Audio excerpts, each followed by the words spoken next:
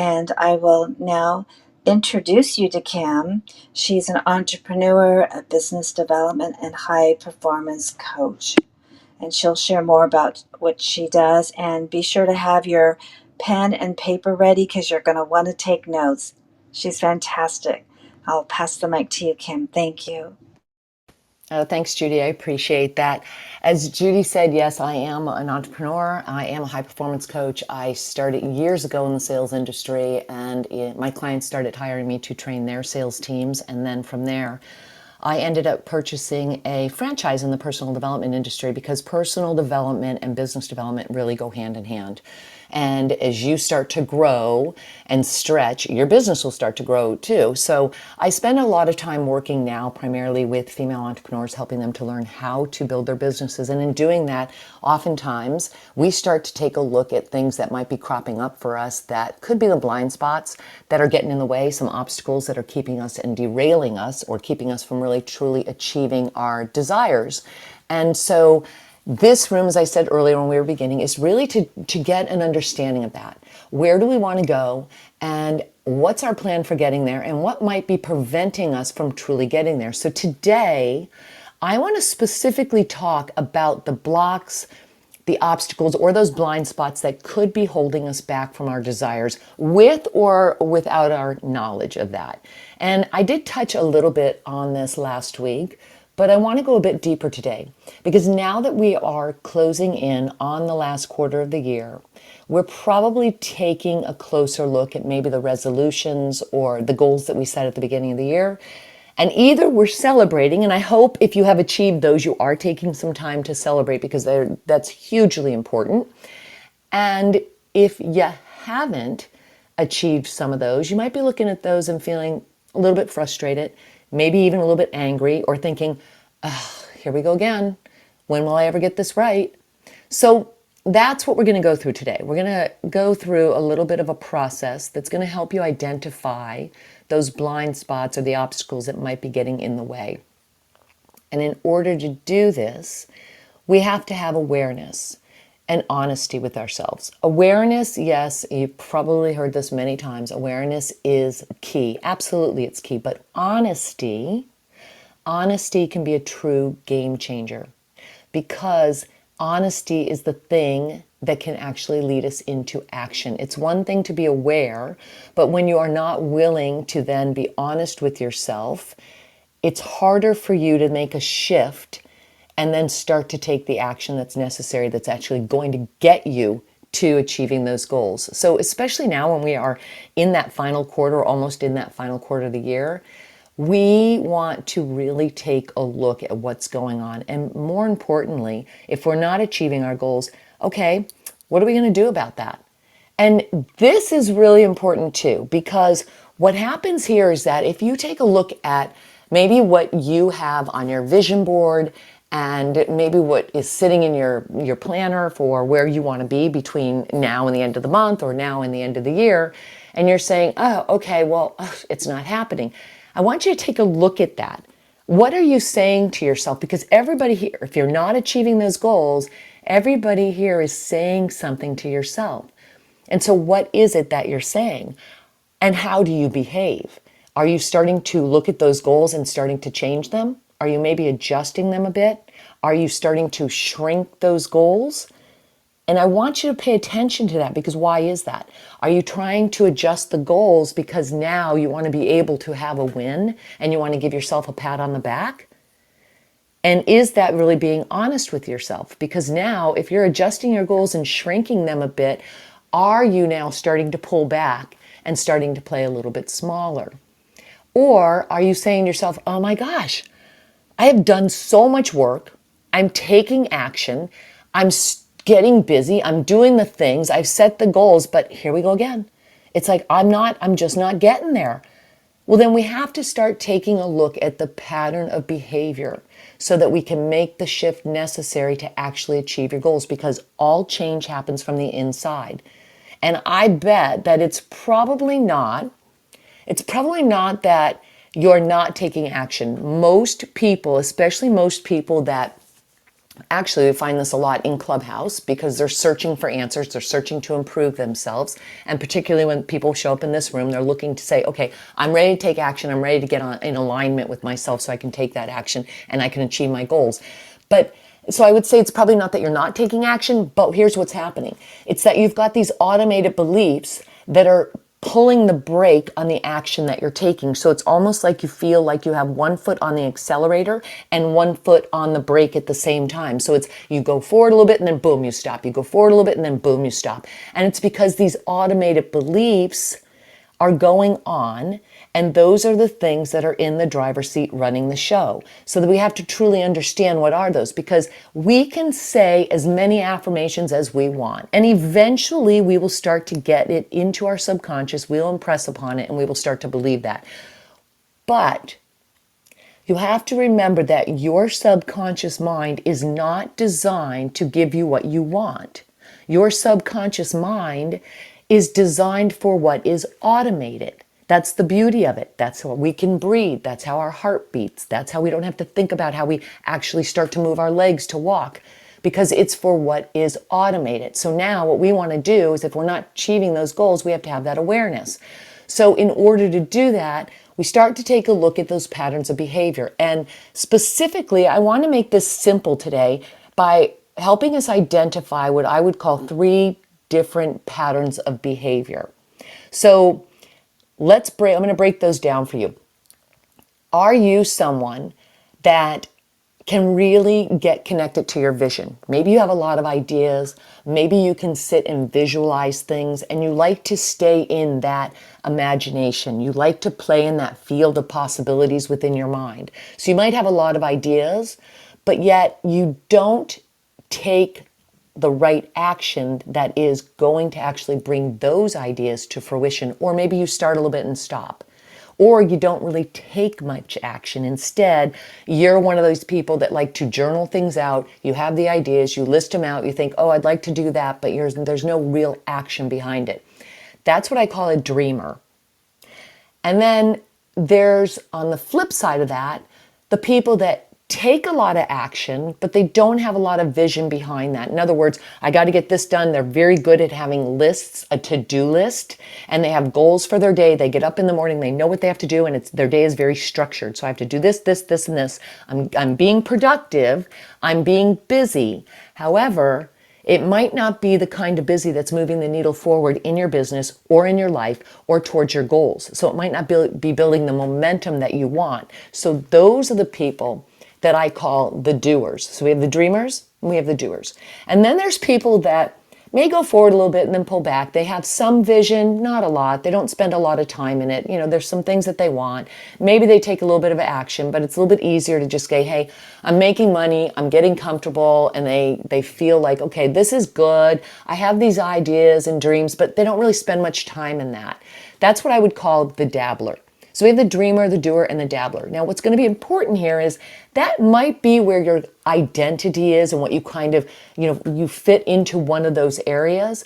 But where it gets more interesting and where the shift starts to happen is when we take a look at what happens and how do we behave, and what area of those 3 do we start to fall back into when things aren't really going the way we want. Because remember, everything is being dictated by our beliefs. So our results are a direct reflection of our beliefs. And so our minds start to follow a pattern. So we start to have to ask ourselves questions. And this is where the honesty of it, the awareness and then the honesty. We have to ask ourselves some questions, and we have to say, okay, look, I'm getting towards the end of the year. I'm not really here hitting my goals. And now I'm feeling maybe a little bit anxious. And I'm getting maybe a little frustrated with myself, maybe a little bit angry. What do you do? What's your pattern of behavior? Where do you go? Are you a dreamer? Are you sitting there going into vision and thinking, I'm just going to get back connected to my vision. I'm going to sit in here and think about my vision. I'm going to get back to my vision board. I'm going to start doing my I am statements. I'm going to really focus on the visions and connect to that.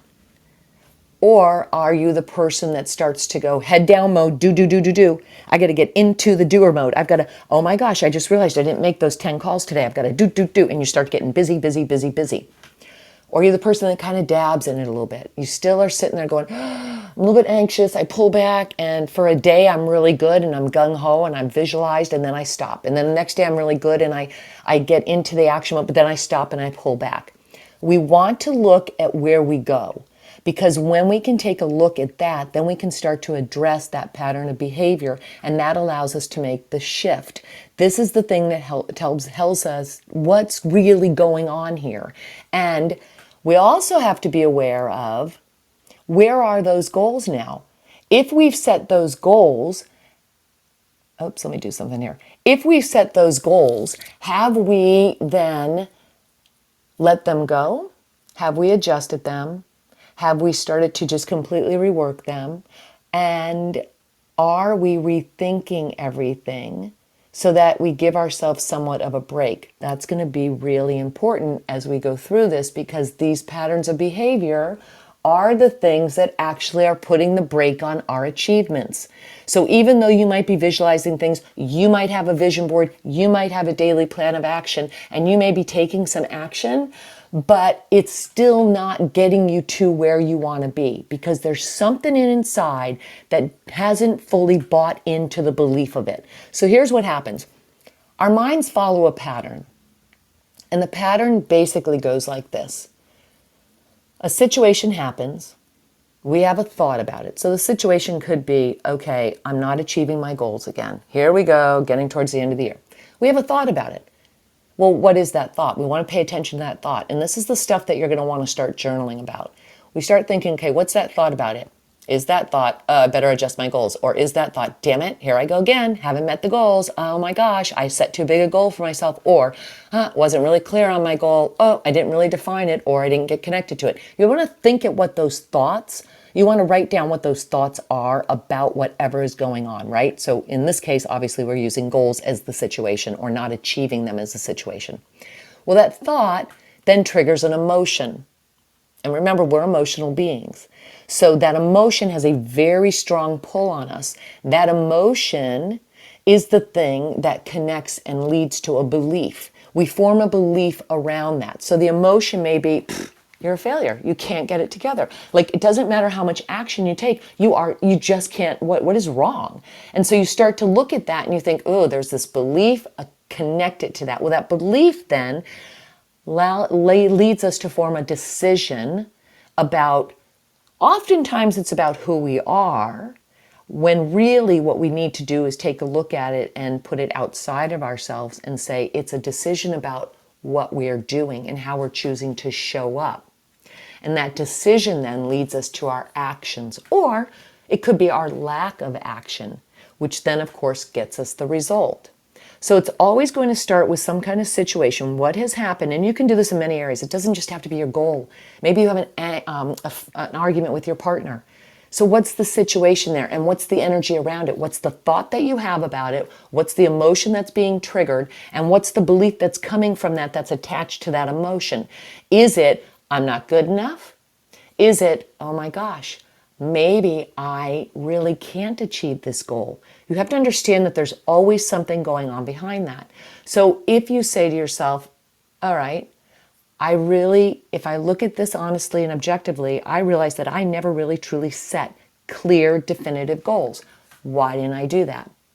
Why am I always in my mind and overthinking and processing things in my mind and living in this imagination and ideas, but I'm not fully setting a clear goal and taking the action on it?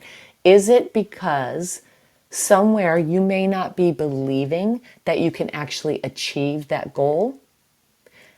It's always going to be the belief that's connected to the emotion that's going to give us the desired results. So we have to change the belief in order to change the results. So when we start taking a look at our results objectively, without any kind of energy or anger or emotion attached to it, if we can pull it outside of ourselves and we can look at it and say, okay, these are my results, just like data, just like scientific data. We look at the results and we say, wow, this is what's really going on here. So how can I maybe adjust that? And what could be going on inside here that could be pulling me back and holding myself back?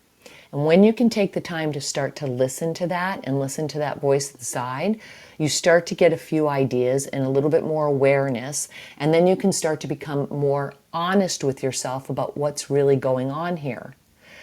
Did you know that if you look at this, every one of us in the world has a DNA, and our DNA is unique. It is not duplicated by anyone else in this world. God has designed you with the 1% that is truly special for you. No one has what you have. So in order to start building your belief and getting back in touch with who you really are, you have to start leaning into what that 1% is of you. What is that? What is that unique portion of you? That unique portion, the 1% of your DNA that is not duplicated by anyone else in this world. 99% of us is all shared. That's why we have this collective consciousness. But there is 1% of your DNA that is not duplicated by anyone else in this world. And since you were designed with that, if you can get in touch with that, then you start to pull that out more and more. And that allows you then to start to understand, okay, what really is driving the show here?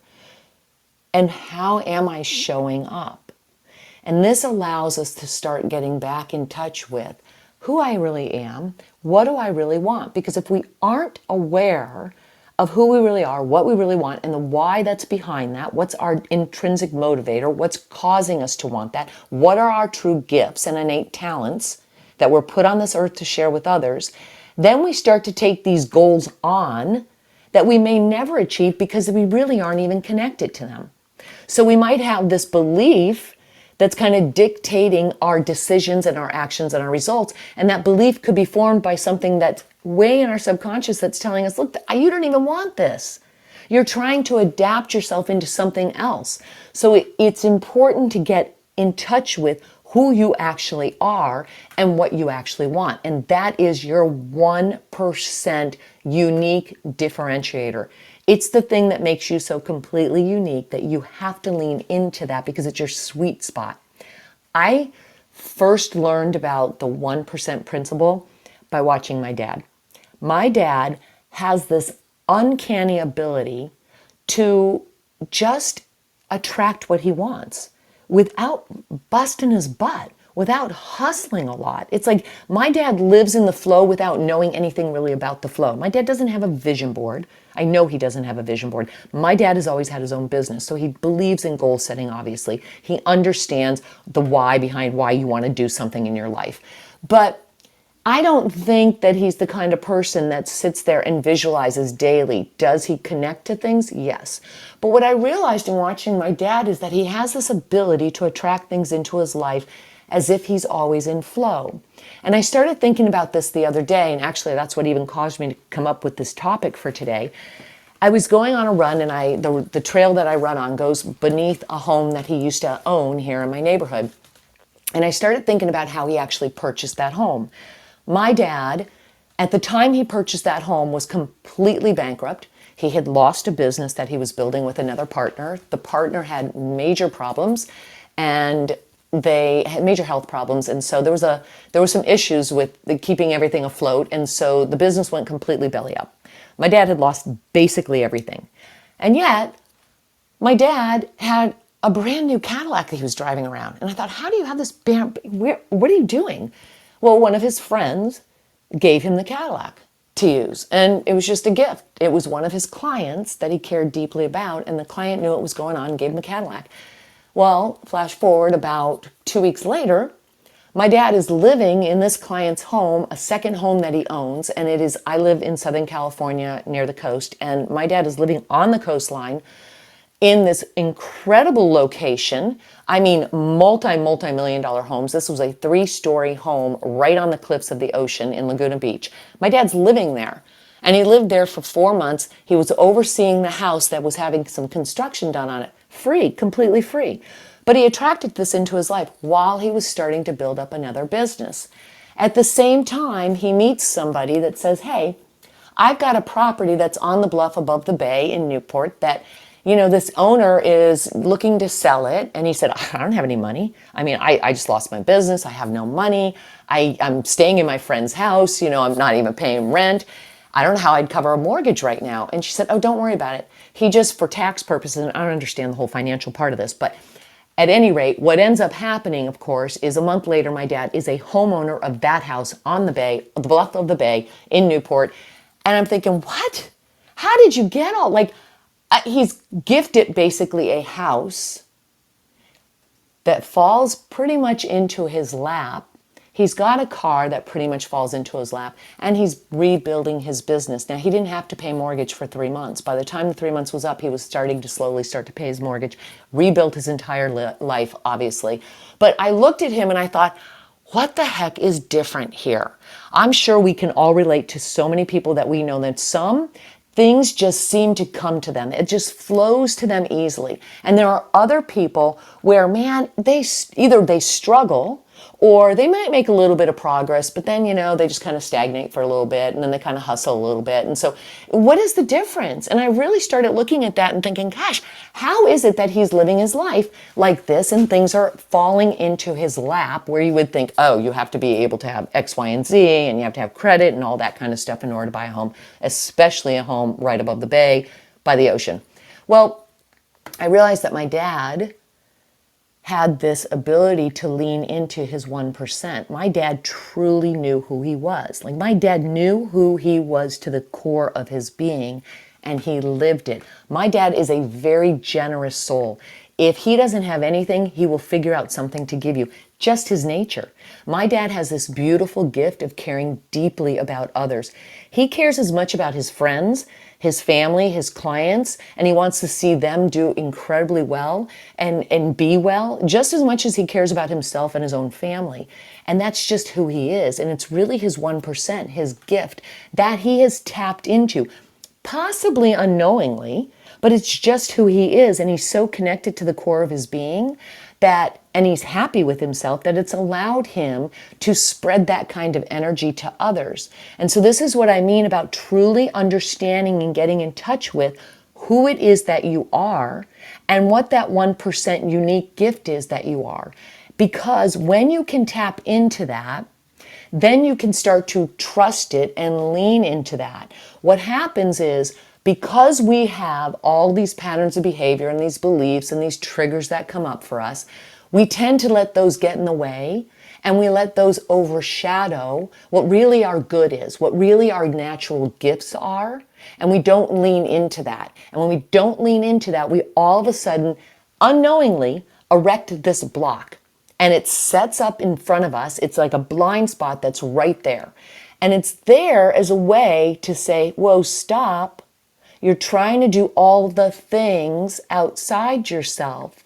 If you would just lean into your inner self and tap into who you really are, which is part of our intuition, then those obstacles will become open to you. You'll be able to see them. The blind spots will no longer be blind. You'll be able to be aware of them. You can look at them objectively and you can say, oh, this is the thing that's been getting in my way. Haven't really been aware of it. Been trying to be someone else or been trying to achieve something else that really isn't aligned with who I am or what my natural talents are or what I truly want. So it's getting in touch with who you truly are and what you truly want. When you can do that, you lean into that 1%. You start to come from that place of trusting because you start to tap into your own intuition. And when you start to tap into your own intuition and listen to that inner voice, everything becomes clearer. Everything becomes clearer. We were not taught to trust our intuition. We weren't taught to listen to that inner voice, which it is, by the way, it can be the same voice that may be whispering you to go start that business or maybe go talk to that person or move to that location. But it's also the same voice that could be saying, are you sure you can start a business? Oh, are you sure you want to talk to that person? What if they reject you? Are you sure you want to move to that area? Yeah, it's too expensive. It's too expensive. Why? Because we've been conditioned to listen to the negative voices first before we acknowledge the intuitive, quieter voice. What my dad was doing was leaning into the 1% of himself because somewhere he had learned to get connected to that intuition and he had learned to start trusting it. He never even entertained the thought of, oh, it's too expensive. I don't know how I'm going to get this together. I don't know how I'm going to build this business again. Oh my gosh. And he didn't spend his time wallowing in the victim mode of, oh, I don't know how I'm going to do this. I don't know how I'm going to do this. Instead, he got curious about it. And instead, he started thinking, okay, that was a learning lesson, didn't really work out. What might I be able to do differently? What is possible out there? And how, here was key, how might I be able to show up and serve from a different capacity? How might I be able to share what I already know, what I love to do, what my gifts are with other people? As he started shifting more into that, well, actually, it wasn't a shift. That's just who he is. But when he spent more time thinking in those terms, everything started to come forward to support him on his journey of rebuilding a business. Things absolutely can happen for us when we start to lean in and trust that intuition, but it comes from being aware of what our reactions are. What's the trigger for us? What is that situation that happens? What's the thought that we have behind it? Where is that leading us to? What's the emotion around it? What is our pattern maybe of the behavior that we take in that moment? Do we get into victim mode? Do we wallow in some self-pity? Do we get into doer mode? Boom, boom, boom, boom, boom, do, do, do? Do we sit in our minds and just think about, oh, what if, where can I go? But then not take any action? Like there has to be an intersection of the two. They have to blend together. And when you can do that, you can start to make shifts happen in your life. That's the thing that starts leading you on towards achievement of your goals. The more that we can lean into the intuition so that it gets louder and louder and louder, it will start to drown out the negative chatter. And then we'll be able to clearly see what our patterns of behavior are and what's the thought that's driving that pattern of behavior. Is your intuition calling you to a different location? Is your intuition calling you to play a higher game in your life? Is your intuition calling you to set bigger goals for yourself? And is there another voice that's saying, oh, I don't know. I don't know if you can do that. And what are you feeling around that? And what is that feeling leading you to do? Is it causing you to pull back and play small? Or is it causing you to say, you know what? Not this time. I'm going to trust that the voice inside that's calling me to something higher is the 1% of me that's acting or asking me to tap into those gifts and pulling me up further. I have always had a strong intuition. I had chronic ear infections when I was a child. And those chronic ear infections, I think, led me to really go inside. I had a very strong intuition. But somewhere in my life journey, I kind of ditched it. And I think I ditched it because it became a little bit overwhelming. I was starting to get insights and information on people that I was very close to, family members and things that were frightening me. Like I would find out about an injury that was going to occur to them, an accident might happen, or I would find out about a health issue. And I started to shut it out. In fact, I used to pray, shut this down. I don't want to hear it anymore. But what happened is when I started to flip that around, and I flipped this around by actually working with a shaman, and I flipped it around and I started thinking, how am I going to change this? Because I obviously have this intuition and it used to serve me, but I want to make sure that it serves me for a purpose now, and I don't want to be afraid of it. But because it was coming stronger, I was getting afraid of it. And isn't that what we do in life? Sometimes these things we're asked to play a bigger game, we're asked to stretch into something else, but it becomes frightening and we pull back. This is important. We have to look at our thoughts and our emotions around it, and then our behavior. Do we pull back? Do we get into the imagination? Do we get into the doing mode? And I found myself pulling back until I started to flip it around and think, wait a minute, this is valuable information. If I could tell somebody this ahead of time, maybe it would actually help them to change their patterns, and it would help them to save their life. Maybe it would help them prolonging their life. And so I had to look at that and start realizing that it was a true gift. But I was so afraid to tap into that 1% that I didn't want to do it for a while. And it took me off course. It really took me off course. And the moment I started saying, okay, wait, flip it around, start seeing the benefits here, start looking at my reactions to things, start looking at the emotion I have around it and my behaviors. And if I look at them from an attitude of gratitude, because gratitude obviously is that abundance, right? It's the receptive mode. If I look at it from that and I lean into that attitude of gratitude, will that be able to change? Will that be able to help me to change and pull myself out of this, out of that retreat and that fear mindset, and instead into the trusting mindset? And the moment I started to do things, things started to change in my life. My relationships got healthier. My business became much stronger. I started to step into that flow state that I was witnessing in my dad. Things can happen for you very quickly, when you start to be aware of the patterns of behavior, when you're honest with yourself, and when you start to truly lean into that 1% that is uniquely yours and trust your intuition. You can make shifts that are absolutely incredible. You can literally make your goals between now and the end of the year. I don't care how big your goal is, but if you start to apply these principles, you can absolutely achieve those goals. You got to stretch yourself into it by tapping into the inner knowledge, the inner wisdom that caused you to set that goal in the first place. And when you do that, I promise you, you can start to move mountains in your life. It's almost magical in a way when you start to see it happen, because there is a true blend between the inner and the outer. And remember, everything starts from the inside. The key to all true lasting success is to transform from the inside out.